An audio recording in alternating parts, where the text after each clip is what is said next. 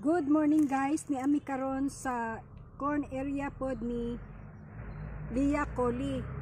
Kaya lang wala ron si Lia na asigilakaw, sirado man ang iyang balay, pero kagahapon amo na siyang istorya nga anytime among bisitahon ni kay nakita man amo ni siya nga may na gyud siya monitoron nya kay na busy man no kay nag New Year baya, so karon amo adyon gianian.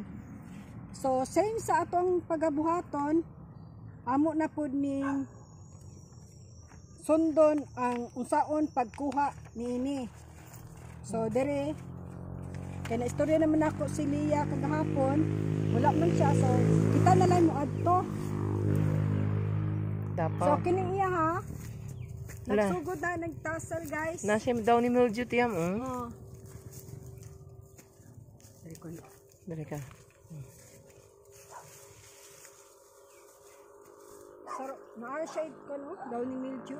Actually, kini iyahang mais ni, katulad ko ni, bini niya sa kuan, yellow corn. Hybrid. Hybrid niya kuan, yellow corn.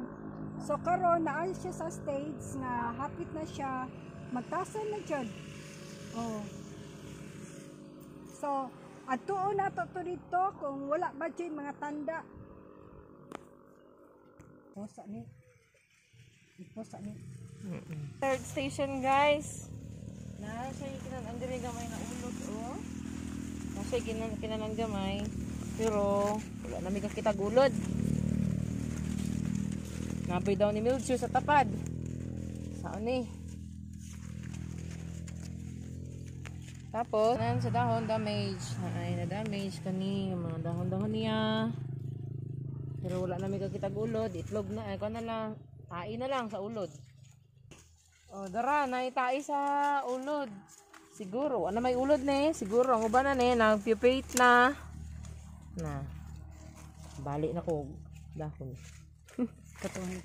Kanay. Oh, na pudpud jud ang iyahang ko no.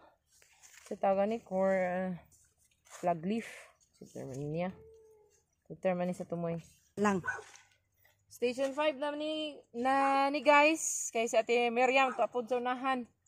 Nag-monitor po siya dito. Kani puros na siya. Puros na lang sa tai. Wala na oh, damage kayo. Sa nakita niyo ni, na damage kayo ang iyahang flag. Ang sa ni corn. Ang sa ni leaf. Sita na natin. Nalimot na.